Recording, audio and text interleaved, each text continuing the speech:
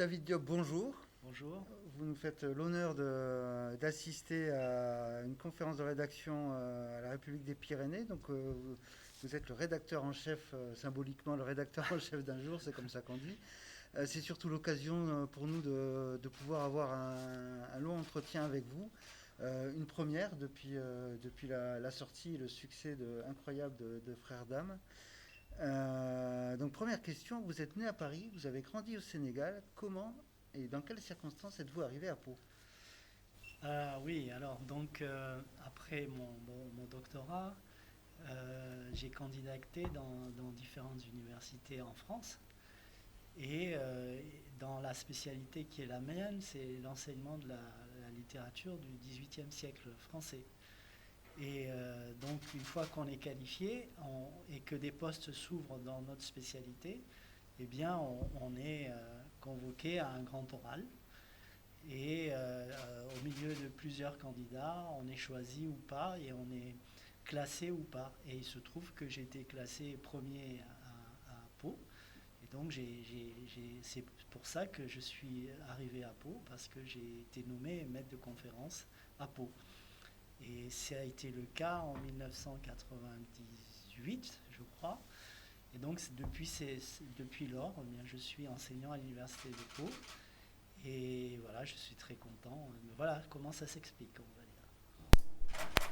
dire. On en a parlé tout à l'heure à la conférence de rédaction, et à la mairie de Billère, on insiste pour dire que vous êtes billarrois. Est-ce que vous pouvez nous redire si vous êtes vraiment palois ou plutôt billarrois? Alors, j'ai été hydronné, j'ai vécu à Hydron, j'ai vécu à Pau, et maintenant je vis à Billère. Donc, aux dernières nouvelles, je suis billarrois. Mais comme j'enseigne à l'université de Pau, je crois que le plus simple est de dire que je suis béarnais, quoi. Hein, c'est comme ça, personne n'est vexé de ne pas être cité. Je suis bien à Billère, c'est une ville où il fait bon vivre, en tout cas, où je me trouve bien. J'ai écrit mes romans à Billère, donc voilà, j'ai un attachement quand même aussi assez particulier pour cette ville, où j'ai des voisins extrêmement sympathiques, donc voilà, qui me disent rappelle que tu es de Billère. Bon, donc je le fais. Est-ce que c'est une région de Béarn dans laquelle vous tenez absolument à rester dans les années qui viennent? Ah oui, oui, absolument, hein. Je n'envisage pas du tout de changer de région, de ville. Je suis très bien dans le Béarn depuis que je m'y suis installé. Donc ça fait maintenant plus de 20 ans. Donc oui, oui, non, je reste. Je C'est reste c'est votre pays d'adoption. exactement, oui. Bon, il faut dire que ma mère est française et d'origine landaise. Donc je ne suis pas très loin non plus des Landes. Et donc finalement, moi, la France que je connais euh, le mieux, hein, c'est la France du Sud-Ouest. Donc je sais très bien, moi, ici dans le Béarn. Vous enseignez la littérature du XVIIe et du XVIIIe siècle à l'UPPA. On nous glisse même que vous avez été un spécialiste de la littérature libertine de cette époque. Non, en fait, il y a un pan de la littérature du XVIIIe siècle qui concerne ce qu'on appelle le libertinage. Il y a des auteurs qui mettent en scène des personnages libertins. Et il se trouve que c'est intéressant parce que ce ne sont pas simplement... euh, ça ne relève pas du libertinage simplement de mœurs, mais du libertinage intellectuel. Et le siècle des Lumières, c'est un siècle de liberté intellectuelle, de bravade même par rapport à l'ordre établi. Et en fait, beaucoup d'auteurs se servent de la littérature ou mettant en scène des personnages libertins pour aller beaucoup plus loin et remettre en question l'ordre politique, l'ordre religieux. Et c'est ça qui fait qu'on peut s'intéresser aussi à cette littérature-là. Kevin, une question importante. Justement, par rapport à vous enseigner la littérature, alors comment vous êtes venu à écrire des œuvres de fiction alors que vous avez écrit sur des ouvrages universitaires? Oui. Comment on passe à la fiction?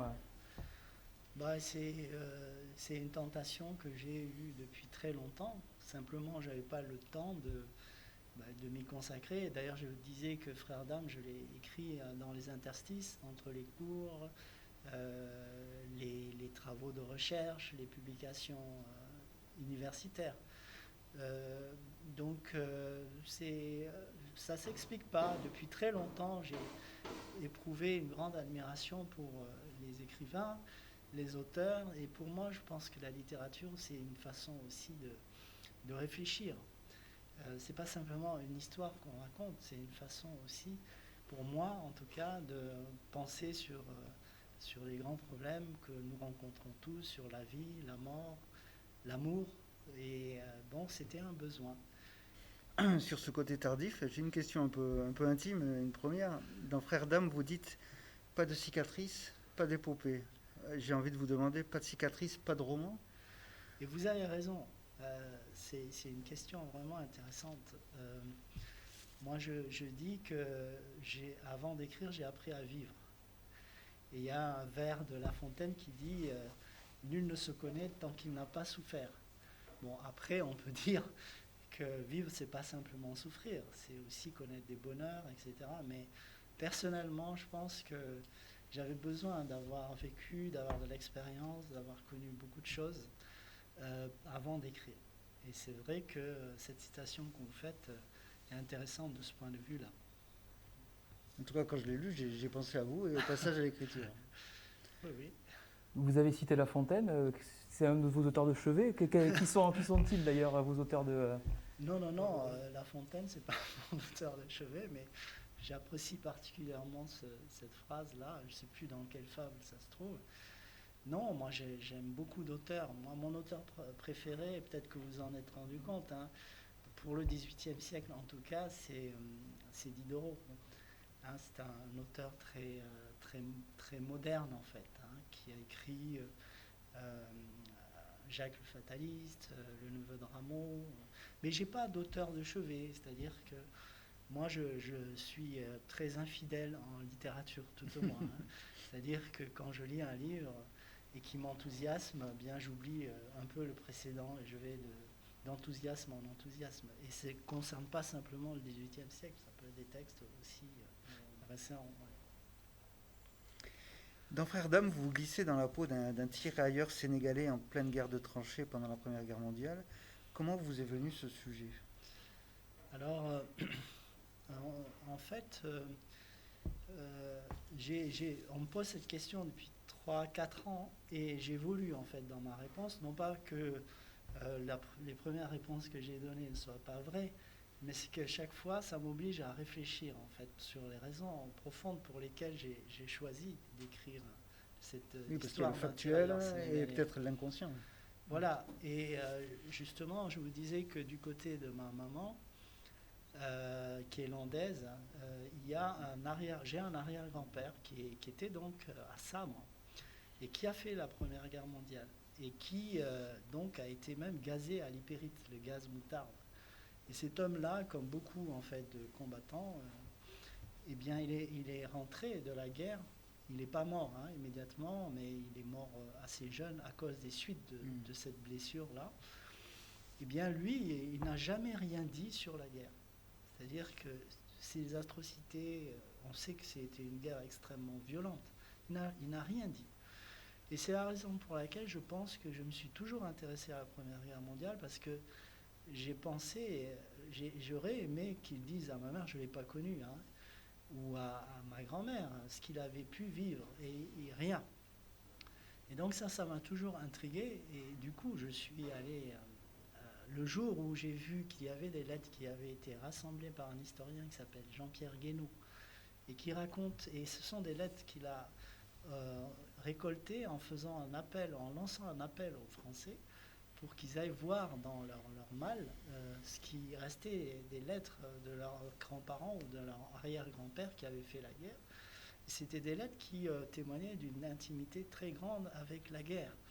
Du coup, c'est des lettres qui m'ont tout de suite ému, touché, parce que je me disais, peut-être que c'est ça que l'arrière-grand-père a vécu.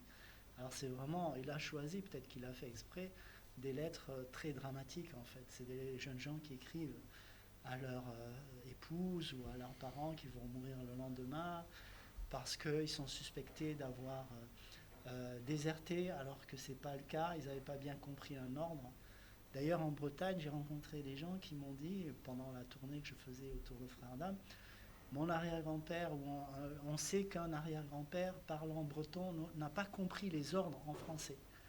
Et du coup, il a été réputé être déserteur alors que ce n'était pas le cas et ils l'ont fusillé, quoi. Donc ces histoires-là, dans ce roman, c'est pas un roman, pardon, dans ce témoignage, cette collecte de lettres, ça m'a toujours vraiment frappé, touché. Et donc petit à petit, je me suis rendu compte que ça me touchait parce que c'était pour une façon de combler le silence, en fait, de l'arrière-grand-père. Et comme j'ai deux origines culturelles, deux sensibilités culturelles, je me suis dit, mais est-ce qu'il n'y aurait pas eu des tirailleurs sénégalais qui ont écrit des lettres aussi? Et il y en a. Il y a des tirailleurs déjà dans des années 14, 15, etc., qui ont écrit des lettres. Mais ces lettres, en général, sont des lettres impersonnelles, des lettres administratives, sachant qu'il y a une censure aussi, et que les lettres sont surveillées, non pas seulement pour le tirailleur sénégalais, mais pour tous les soldats, pour maintenir, pour avoir la certitude que le moral des troupes reste bon, quoi. Et c'est de là, donc, qu'est venue l'idée d'inventer une lettre de tirailleur. Et ensuite, j'ai changé d'idée encore. Je me suis dit, je voudrais que mon tirailleur ne sache pas parler le français. Et donc, il fallait que je m'arrange pour que le tirailleur, qui ne sait pas écrire, qui ne sait pas lire le français, on puisse savoir ce qu'il pense. Et donc, j'ai choisi ce qu'on appelle un psychorécit, c'est-à-dire de traduire directement son flux de conscience. Voilà d'où est né Frères d'Âme. Traduire dans les deux sens du terme, d'ailleurs, puisque c'est... C'est dur, pardon ? Traduire dans les deux sens du terme, parce que on sent bien que son langage premier n'est pas le français. Exactement. C'est-à-dire qu'il a fallu que je joue sur le rythme du français pour me rappeler une langue qui est parlée au Sénégal, qui est le Wolof, pour rappeler le rythme, en fait, du Wolof. Mais le français, c'est une langue malléable. On peut en faire ce qu'on veut. Jouer sur les rythmes, c'était passer par des répétitions de certaines formules, par la vérité des dieux, etc., pour faire comprendre aux lecteurs français ou francophones d'une manière générale que le personnage, en fait, il pensait dans une autre langue que le français. Quand vous avez commencé l'écriture, est-ce que vous imaginiez le succès qu'aurait votre roman Vous avez fait le tour du monde depuis, vous avez été dans de nombreux pays, vous avez eu beaucoup de prix. C'est très étonnant, en fait, de se prendre un cahier, parce que moi j'écris manuscritement, de s'asseoir dans un coin de son salon ou dans son bureau, d'écrire des choses qui vont être lues après dans le monde entier. Ça, c'est incroyable. Et c'est absolument... on ne peut pas penser une chose pareille. Et c'est incroyable qu'il ait plu dans différents pays. Et donc, je me pose des questions pour savoir pourquoi, en fait. C'est justement la question suivante. Comment vous expliquez cette universalité ?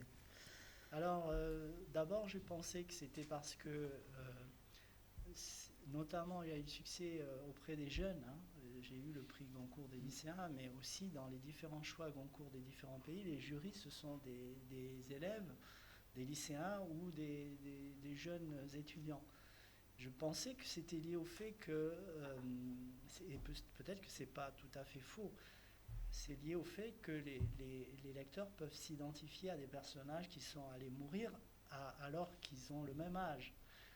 C'est quand même inimaginable de se dire que des jeunes gens de 20 ans sont allés se faire tuer par centaines de milliers, comme ça, et ils savaient qu'ils allaient mourir. C'est incroyable. Il y a des poèmes, il y a un poème d'Apollinaire qui s'appelle Bleuet, qui dit à peu de choses près, jeune homme de 20 ans, tu ne connais pas la vie, mais tu as rencontré la mort plus que moi, homme de 40 ans, je n'aurais jamais pu la rencontrer, quoi.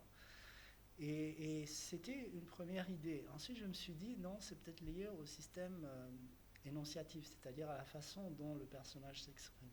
En fait, on fait irruption dans ses pensées directement. Et lui, on entend sa voix, cette petite voix, en fait, qu'on a tous, qui nous parle à tous, quand on réfléchit, quand on se pose des questions, et qui n'est trahi, en fait, que quand on fait un lapsus. Cette voix intime, cette voix cachée.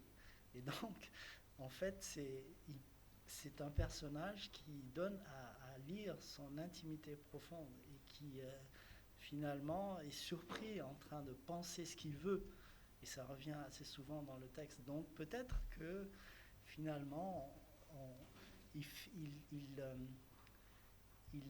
opère une transgression de ce que nous, en fait, on garde secret.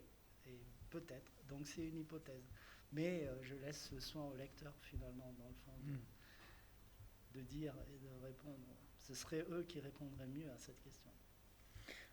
J'avais prévu une autre question. Je vais switcher, puis on posera la question sur les prix après. Il y en a qui l'expliquent par la teneur du message politique. Je pense notamment aux propos de votre traductrice en anglais, Anna Moskovakis, c'est comme ça qu'on dit, qui estime, je cite, que les questions de la domination fondée sur la race et de la violence coloniale ont su parler au jury du Booker Prize.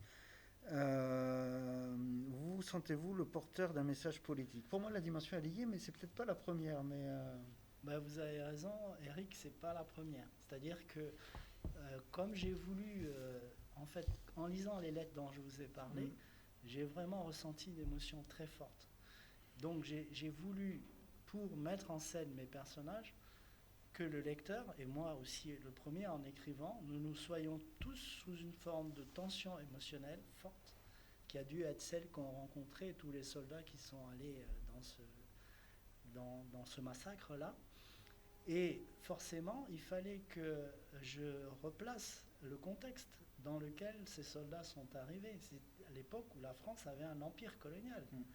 Et dans cet empire colonial, il y avait une dimension, si vous voulez, politique et psychologique à la fois. Il fallait qu'on maintienne ces troupes-là, et dans l'esprit des populations françaises aussi, dans une sorte de minorité intellectuelle, culturelle, pour justifier la colonisation. Donc, si je voulais mettre les choses dans leur cadre, il fallait absolument que je raconte comment c'était. Et donc, voilà. Mais le but premier, c'était pas de dénoncer quelque chose qui finalement appartient, dans le fond, à l'histoire, qui est intéressant peut-être aussi à analyser en fonction de l'actualité, mais c'était pas mon but premier. Mon but premier, c'était de mettre mes personnages dans un contexte qui était violent, non seulement parce qu'il y avait la guerre, mais aussi parce qu'il y avait des préjugés raciaux contre lesquels, depuis lors, on a bien écrit ou qu'on a absolument démenti. pour autant, chacun de vos romans, du premier en allant jusqu'au prochain, traite sous une forme ou une autre du sujet de la colonisation. Pourquoi cette volonté? Alors, en fait, moi, je conçois la littérature que j'ai produite comme un moyen de concilier mes deux sensibilités culturelles, pour l'instant. Et pour l'instant, finalement, dans le fond, ces deux sensibilités culturelles, elles se rejoignent, elles se retrouvent dans des sujets où il y a une rencontre entre plus ou moins violente, plus ou moins acceptée, plus ou moins bien vécue, entre donc deux civilisations. Donc c'est la raison pour laquelle, pour l'instant, mais je ne dis pas que je vais continuer à travailler dans ce domaine-là, eh bien, les sujets finalement se déroulent dans une période où il y avait où la rencontre était difficile. Et ça comble peut-être un manque que vous avez déjà souligné dans des interviews précédentes, en disant qu'on parlait beaucoup de décolonisation, mais pas tellement de la colonisation telle qu'elle s'était passée, déroulée, vécue. Oui. C'est vrai, quand on lit les histoires, les manuels, on parle de décolonisation. Alors il y a des décolonisations plus ou moins pacifiques. La plus difficile, ça a été la décolonisation de l'Algérie. Mais les élèves, les étudiants et le grand public d'une manière générale connaissent moins bien le fonctionnement de la colonisation, avec un système administratif, une façon de récupérer les ressources, une construction finalement des voies en fonction des changements qu'on demandait dans la culture, dans l'agriculture. Par exemple, au Sénégal, on a imposé d'une certaine façon la monoculture de l'arachide pour nourrir les huileries de Marseille et pour faire venir finalement cet arachide dans le port de Dakar. On a fait venir cet arachide dans le port de Dakar, et donc la capitale qui était Saint-Louis et qui n'avait pas un port en eau profonde, eh bien, a été détrônée au profit de Dakar. Mais ça s'explique par une organisation politique, sociale, économique que les gens ne connaissent pas. Et c'est intéressant de la connaître, mais moi je ne prétends pas, à travers mes romans, la faire connaître. Mais peut-être inciter les gens qui veulent s'instruire de cette question à aller voir des documents historiques, parce que la littérature, elle n'est pas nécessairement didactique, ou en tout cas, on ne lui demande pas d'enseigner. Moi, je lis des historiens, j'en fais quelque chose, et après, à ceux qui souhaitent, ils peuvent retourner aux précisions historiques. Le Sénégal, justement, c'est le lieu de votre prochain roman, L'apport du voyage sans retour. Oui. Donc vous suivez le parcours d'un jeune botaniste qui débarque en 1750 et qui veut établir une encyclopédie universelle du vivant. Oui. Alors, la question qu'on se pose, c'est est-ce que l'universalisme des Lumières a été un instrument de domination? Certains le disent aujourd'hui. Qu'est-ce que vous en pensez Il y a un renversement très tendance Alors, c'est une question intéressante, hein, et un peu une colle. Merci, vous vous vengez en fait. En tout cas, dans le dernier roman que j'écris, je confronte ou j'amène mon personnage, qui est un fils des Lumières, et donc les Lumières se veulent universalistes, à faire l'épreuve de la réalité et à confronter ses idées idéalistes à la réalité. Et cette réalité, à l'époque, c'est l'esclavage.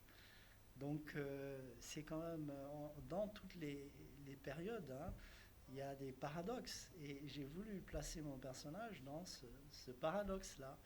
Hein, un homme éclairé et qui rencontre l'esclavage et qui, finalement, peut-être va composer avec lui.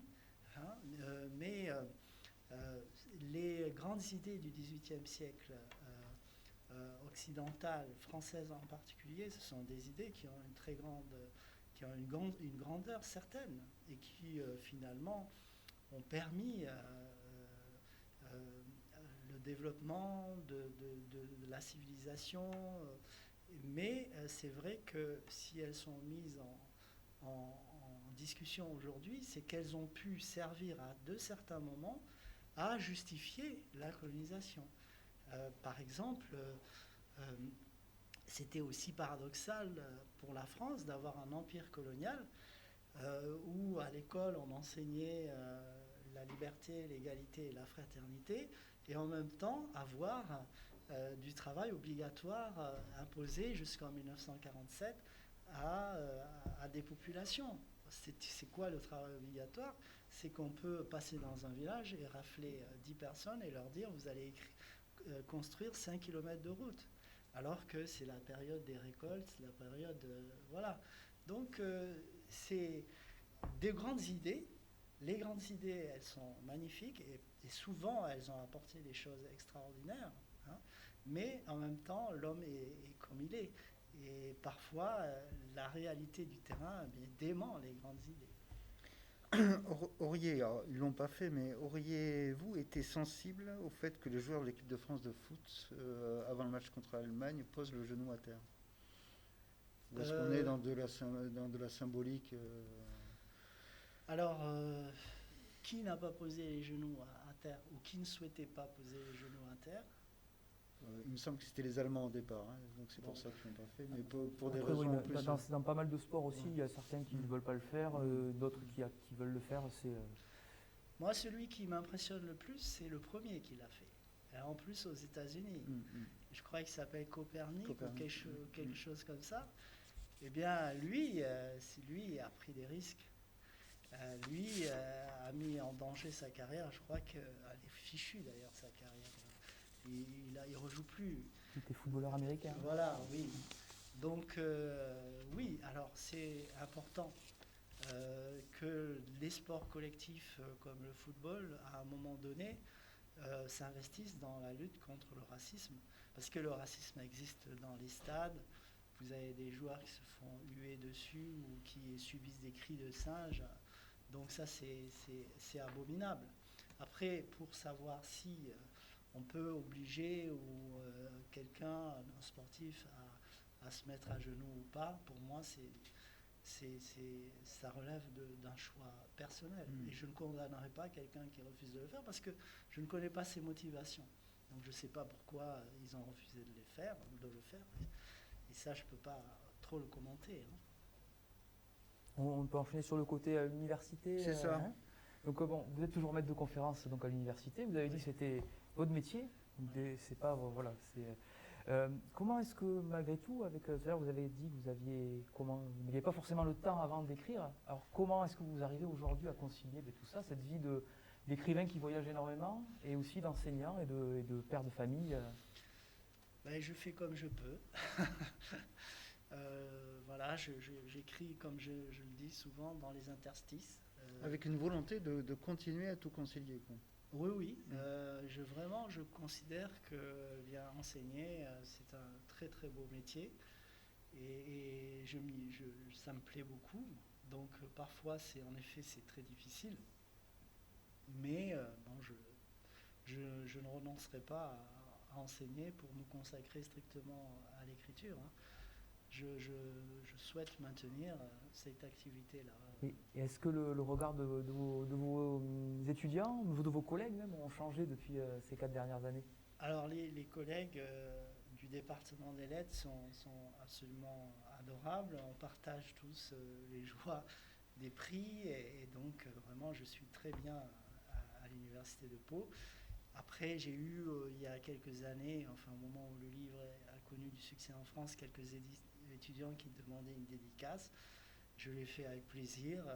Vraiment, ça a été un moment très, très, très agréable à partager. Et pour dire les choses jusqu'au bout, j'ai pas l'impression qu'on me prend plus au sérieux qu'avant quand je parle de littérature depuis que j'ai ce prix. Donc tout va bien. Et vous-même, intimement, comment vous digérez le succès, la notoriété, l'argent même, je ne sais pas. L'argent. Non, mais ce sont des choses pour lesquelles on n'est pas programmé, forcément. Oui, alors moi je le dis aussi assez souvent quand on me pose cette question, c'est que j'ai eu la chance d'avoir de l'expérience de la vie. C'est-à-dire que plus jeune, ça aurait pu peut-être me faire un peu tourner la tête. Je sais, j'ai rencontré un écrivain que j'aime beaucoup qui s'appelle Patrick Grinville et qui donc a eu le prix Goncourt, on a discuté, qu'il l'a eu alors qu'il avait 27 ans. Et il m'a dit, j'ai mis des années à me relever en fait de ce succès, finalement à retrouver mon équilibre, et donc sous-entendu mon équilibre pour arriver à réécrire. Et moi ce succès je l'ai eu tard par rapport à d'autres, à plus de 50 ans, donc je sais un peu comment roule le monde. Mais tôt dans votre vie d'écrivain. Voilà, oui, et donc je le vis très bien, je fais la part des choses, et puis peut-être aussi que j'ai la chance de vivre dans un pays ici, dans le Béarn, qui est tranquille, et où finalement la vie suit son cours tranquillement, sans peut-être les trépidances de Paris. Peut-être que ça aurait été différent si j'avais vécu à Paris. Et le prix Goncourt, justement, vous l'avez évoqué, vous avez été finaliste du prix Goncourt dans les 4 derniers. Vous n'y attendiez pas du tout, j'imagine, quand vous avez commencé à écrire, mais est-ce que finalement vous étiez déçu quand vous n'avez pas, le fait de ne pas l'avoir le jour J Alors, j'ai été déçu pour mon éditeur, parce que les éditeurs, en fait, ils se battent pour les livres, et donc un prix Goncourt, c'est vraiment pour eux extrêmement important. Moi, j'étais déjà content d'être en finale. Pour moi, c'était extraordinaire que finalement le jury du prix Goncourt m'ait sélectionné et m'ait conduit en finale. Pour moi, c'était fantastique. Mais pour l'éditeur, ça a été difficile. Ils espéraient vraiment que j'ai le prix Goncourt. Mais ce qui était extraordinaire après, c'est quand quelques jours après, eh bien, les lycéens m'ont donné le prix Goncourt des lycéens. Alors là, donc l'éditeur était soulagé, très content, et moi aussi. J'ai une question piège, tiens. C'est bien de le dire avant. Quel est le prix qui vous a le plus touché? Le concours des lycéens ou l'International Booker Prize? Eh bien, écoutez, je vais vous répondre et vous allez être un peu dérouté. Tous les prix m'ont fait plaisir. Et ce que je veux dire, c'est que peut-être qu'il y en a un qui m'a touché, c'est le prix Kuruma, dont personne ne parle. Alors, Amadou Kuruma, vous le connaissez, Kevin, on en a peut-être parlé pendant les cours où vous avez été. C'est un auteur ivoirien qui est mort maintenant depuis une vingtaine d'années et qui a écrit des textes magnifiques comme Allah n'est pas obligé, En attendant le vote de bêtes sauvages. Et il y a un prix qui est donné pour les livres dont l'auteur est africain ou d'origine africaine à Genève.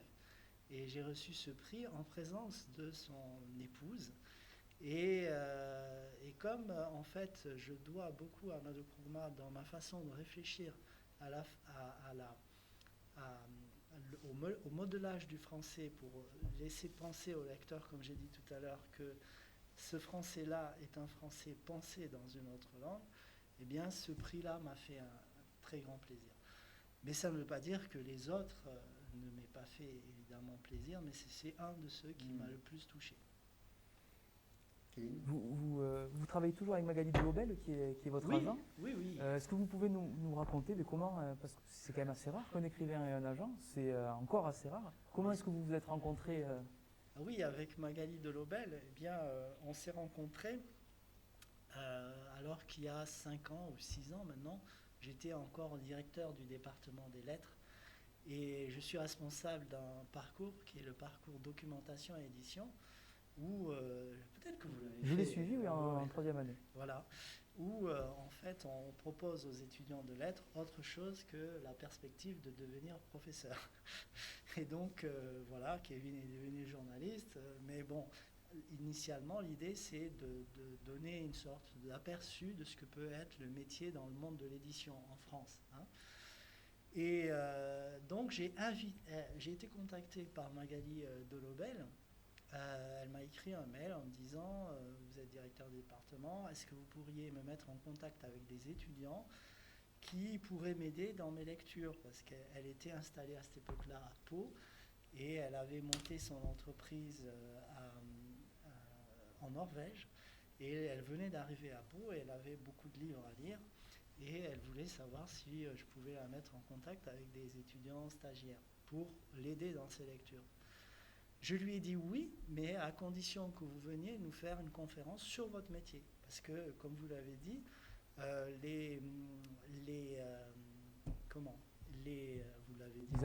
agents littéraires, c'est très rare en France. C'est plutôt anglo-saxon, en fait. Les agents littéraires, en France, ça n'existe pas, ou ça existe très peu. Je crois qu'il y en a une vingtaine. Ils sont une vingtaine, d'après Magali Delobel. Et donc, elle est venue en amphi, dans l'amphi 2, et elle a parlé de son métier.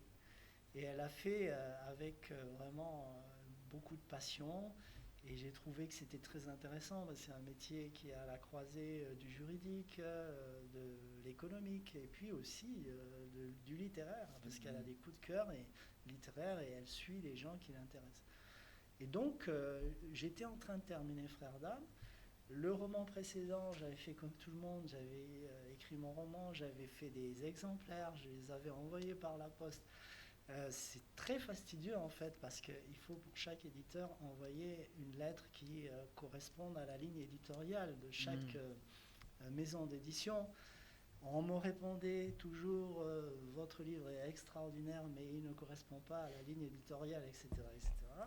Je me suis dit, bon, elle a l'air vraiment bien, cette jeune femme, dynamique, son exposé était très intéressant, je vais lui envoyer mon livre et puis elle va s'en débrouiller, quoi. Et elle m'a mis... elle a bien fait le job, visiblement. Oui, elle a bien fait le job, elle a vraiment bien travaillé et vraiment, je suis très content de l'avoir rencontrée comme ça. Un nouveau roman va paraître en août, La porte du voyage sans retour, au Seuil. Vous tarde-t-il de tourner définitivement la page de Frères d'âme ? c'est-à-dire que j'en parle toujours avec plaisir, hein, de Frères d'âme. Donc c'est bizarre, mais non. C'est un livre qui, je pense, m'accompagnera toute ma vie. Donc voilà, j'en parlerai toujours avec plaisir. C'était difficile pour vous de vous remettre à l'écriture? Non. C'est-à-dire que, en fait, contrairement à ce qu'on croit, le confinement n'est pas un moment propice à l'écriture. Pour moi, en tout cas. C'est-à-dire que c'est un enfermement contraint. Et puis un enfermement où, surtout pour le premier, on a eu beaucoup à travailler en tant qu'enseignant pour adapter notre enseignement alors qu'on avait finalement très peu de numérique, très peu de digital. On a fait un grand saut, un grand bond en avant. Hein. Et donc ça prenait énormément de temps pour s'habituer à ces nouveaux outils. Et c'est après le premier confinement que j'ai eu envie d'écrire et que c'est arrivé comme ça. J'ai eu l'idée de ce roman, on va dire en 2019, quelques idées, et je les note au fur et à mesure sur un cahier, et puis ça se recompose, et puis au moment où j'écris, ça part. Mais c'était... après, c'est un travail pendant 7 mois où, dans le fond, j'ai toujours... je pense à ces personnages, et c'est des personnages qui me hantent. Et c'est très bizarre ensuite de voir ces personnages connus par d'autres et qui vous en parlent. Et puis finalement, bon, ça vient après, au moment de la lecture. On a parlé de l'approche de l'écriture sur Frères d'âme. En quoi l'approche de l'écriture sur ce roman-là a été différente? C'est-à-dire que pour Frères d'âme, en fait, c'était encore un peu expérimental. C'est-à-dire que je me suis rendu compte en écrivant Frères d'âme que je préférais écrire manuscritement. D'abord, le premier jet, c'est dans des cahiers, c'est manuscrit. Il me faut un certain type de papier, un certain type de stylo, je ne donnerai pas la marque. Et donc, il faut qu'il y ait comme une sorte de prolongement, en fait. C'est comme si ça me permettait de ne pas avoir trop d'intermédiaires ou de freins.